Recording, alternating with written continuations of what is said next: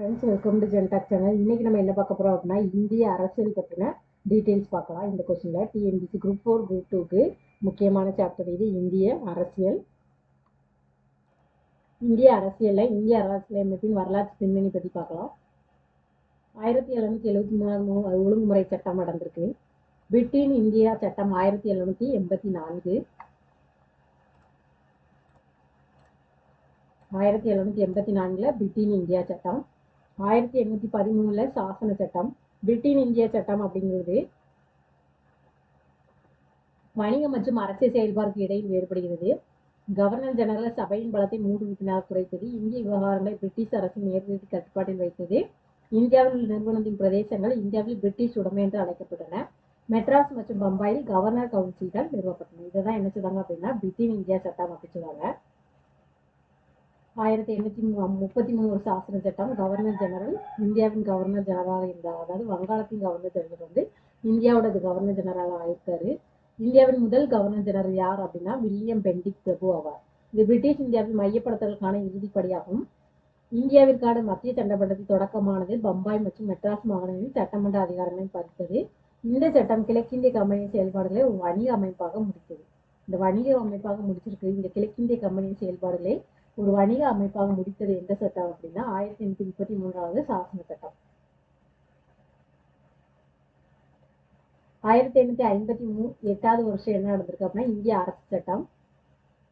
பிரித்தானியா மகுடத்தின் அதிகாரங்கள் இந்தியாவின் வெளியுறவு செயலர்களாக பயன்படுத்தப்பட்டன. 15 உறுப்பினர்களை கொண்ட இந்திய கவுன்சில் அவருக்கு உதவியது.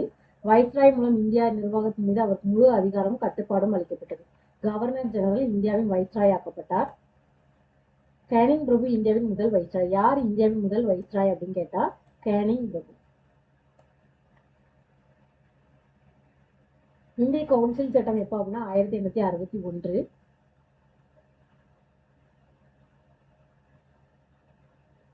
இந்திய கவுன்சில் சட்டம் 1892. இந்திய கவுன்சில் சட்டம் 1909 ஒன்று நடந்திருக்காது. என்ன அப்படின்னா இந்த சட்டம் மிண்டோ மார்லி சீர்திருத்தம் என்று அழைக்கப்படுகிறது. மிண்டோ மார்லி சீர்திருத்த சட்டம் எது அப்படிங்கிறத இந்திய கவுன்சில் சட்டம் 1909. சட்டப்பேரவைகளுக்கு நேரடி தேர்தல் ஒரு பிரதிநிதி மற்றும் பிரபலமான உறுப்பை அறிமுகப்படுத்துவதற்கான முதல் முயற்சி. மத்திய சட்டசபையின் பெயரை இம்பீரியல் லெஜிஸ்லேட்டிவ் கவுன்சில் என மாற்றியது. மத்திய சட்டசபையின் பெயரை இம்பீரியல் லெஜிஸ்லேட்டிவ் கவுன்சில் என மாற்றியது எந்த சட்டம் அப்படின்னா இந்திய கவுன்சில் சட்டம். அதாவது சட்டம் மிண்டோ மார்லி சீர்திருத்தம்ங்கிற சட்டமா இந்த மாதிரி மாத்திருக்கு.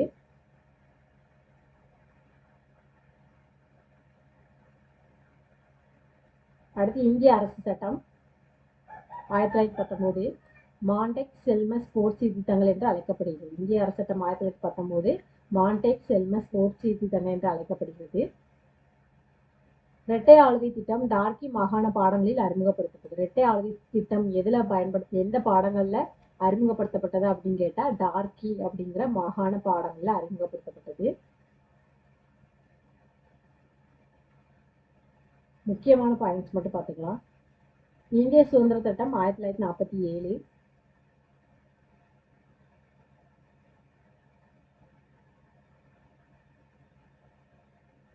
இப்போ நம்ம பார்க்க போறது முக்கியமானது இந்திய அரசியலமைப்பு அனைத்து விதிகளின் பட்டியல் 1லிருந்து 395 வரை இருக்கிற பட்டியல் பத்தி பார்க்க போறோம். பகுதிகள் மொத்தம் எத்தனை இருக்குன்னா 1லிருந்து 22. அரசியலமைப்பு விதிகளின் பட்டியல் 1லிருந்து 395 வரை இருக்கு. அதோடைய பகுதிகள் 1லிருந்து 22 இருக்கு. இந்திய அரசியலமைப்பு 22 பகுதிகளாகவும் 395 பிரிவுகளையும் கொண்டுள்ளது. எத்தனை பகுதி எத்தனை பிரிவுன்னு கேட்டாங்கன்னா 22 பகுதி 395 பிரிவுகள்.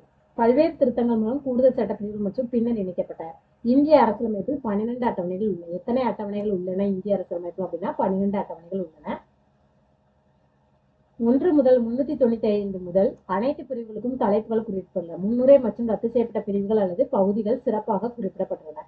1949 நவம்பர் 26வது நாளில் நம்ம சட்டமன்றத்தில் இந்த அரசியலமைப்பை ஏற்றுக்கொண்டு ஏற்றவும் நமக்கே வழங்கவும் அப்படின்ட்டு கொடுத்துருக்காங்க. ஃபர்ஸ்ட் பகுதி 1ல என்ன இருக்கு? மொத்த பகுதி எத்தனை கொடுத்துருக்காங்க? 22 பகுதி கொடுத்துருக்காங்க. அதுல ஃபர்ஸ்ட் பகுதி 1ல யூனியன் மற்றும் அதன் பிரதேசம். அடுத்து பகுதி 2 எதுனா குடியுரிமை. பகுதி 3 என்ன அப்படின்னா அடிப்படை உரிமைகள். பகுதி 4 எது அப்படின்னு கேட்டா மாநில கொள்கையின் வழிகாட்டுதல் கோட்பாடு. பகுதி 5 அடிப்படை, அதாவது 4.7 அடிப்படை கடமைகள். பகுதி 5 தொழிற்சங்கம். அடுத்து பகுதி 6. பகுதி 6 மாநிலங்கள். அடுத்து இந்த பகுதி 6ல அத்தியாயம் 1, 2, 3 கொடுத்துருக்காங்க. பகுதி 6 இது பகுதி 4, இது பகுதி 5 அத்தியாயம் தான். இது பகுதி 6ல உள்ள அத்தியாயம். அடுத்து பகுதி 7 முதல் அட்டவணையின் பகுதி பியில் உள்ள மாநிலங்கள். பகுதி 8ல யூனியன் பிரதேசங்கள் கொடுத்துருக்காங்க. பகுதி 9ல பஞ்சாயத்துகள் கொடுத்துருக்காங்க. பகுதி 9A நகராட்சிகள் கொடுத்துருக்காங்க. பகுதி 9Bல கூட்டுறவு சங்கங்கள். பகுதி 11 11ல யூனியன் மற்றும் மாநிலங்களுக்கு இடையேயான உறவுகள்.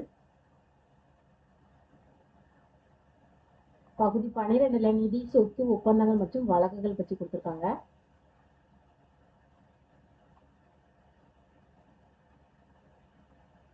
பகுதி 13ல இந்திய எல்லைக்குள் வர்த்தகம் மற்றும் வர்த்தக உடனுறவு கொடுத்துருக்காங்க.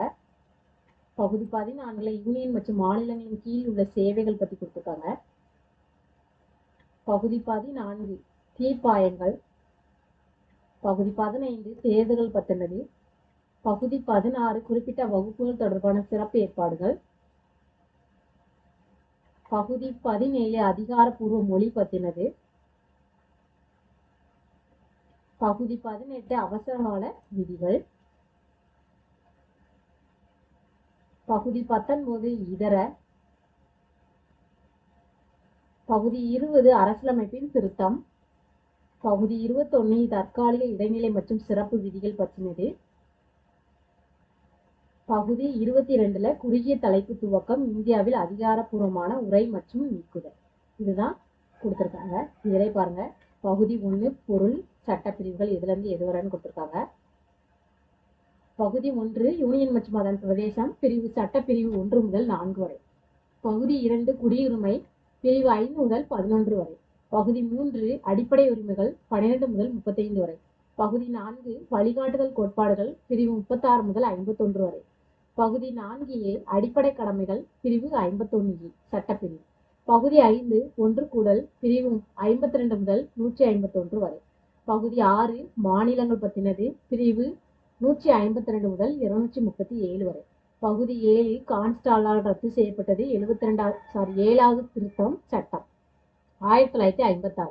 பகுதி 8 எழுதியிருக்காங்க யூனியன் பிரதேசங்கள் பிரிவு சட்டப்பிரிவு 239 முதல் 242 வரை. பகுதி 9 பஞ்சாயத்துகள் பிரிவு 243 முதல் 243 ஓ வரை. பகுதி 9A நகராட்சிகள் பிரிவு 243B முதல் 243 ZG வரை. பகுதி 9B கூட்டுறவு சங்கங்கள் பிரிவு எது வருது அப்படின்னா சட்டப்பிரிவு 243H முதல் 243 ZG வரை. பகுதி 10 அட்டவணைப்படுத்தப்பட்ட மற்றும் பழங்குடியினர் பகுதிகள் பிரிவு 244 முதல் 244A வரை. பகுதி 11 யூனியன் மற்றும் மாநிலங்களுக்கு இடையிலான உறவு சட்டப்பிரிவு 245 முதல் 263 வரை. பகுதி 12 நிதி, சொத்து, ஒப்பந்தங்கள் மற்றும் வழக்குகள் சட்டப்பிரிவு 264 முதல் 300A. பகுதி 13 இந்திய எல்லைக்குள் வர்த்தகம் மற்றும் உடனுறவு பிரிவு சட்டப்பிரிவு 301 முதல் 307 வரை. பகுதி 14 யூனியன் மற்றும் மாநிலங்களின் கீழ் சேவைகள் பிரிவு 308 முதல் 323 வரை. பகுதி 14A தீர்ப்பாயங்கள் பிரிவு 323A முதல் 323B வரை. பகுதி 15 தேர்தல்கள் பிரிவு 324 முதல் 329 வரை. பகுதி 16 குறிப்பிட்ட வகுப்புகள் தொடர்பான சிறப்பு ஏற்பாடுகள் பிரிவு 330 முதல் 342 வரை. பகுதி 17 உத்தியோகபூர்வ மொழி பிரிவு 343 முதல் 351 வரை. பகுதி 18 அவசரகால ஏற்பாடுகள் பிரிவு 352 முதல் 360 வரை. பகுதி 19 இதர செயல்பாடுகள் பிரிவு 361 முதல் 367 வரை. பகுதி 20 அரசியலமைப்பின் திருத்தம் பிரிவு 368. பகுதி 21 தற்காலிக இடைநிலை மற்றும் சிறப்பு ஏற்பாடுகள் பிரிவு 369 முதல் 392 வரை. பகுதி 22 குறுகிய தலைப்பு தொடக்கம், இந்தியில் அதிகாரப்பூர்வ உரை மற்றும் ரத்து செய்தல் பிரிவு சட்டப்பிரிவு 393 முதல் 395 வரை. இதுதான் இந்திய அரசியலமைப்பின் சட்டங்கள். சில பகுதிகளில் திருத்தங்கள் சேர்க்கப்பட்டுள்ளன.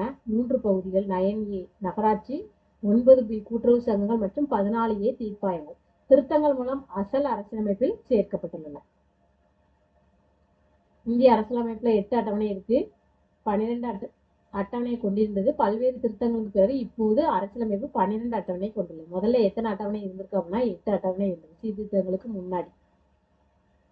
அந்த 8 அட்டவணை என்னெல்லாம் அப்படி இருந்திருக்கு அப்படிங்கிறதையும் இதுல டீட்டெயில்ஸ் கொடுத்துருக்காங்க.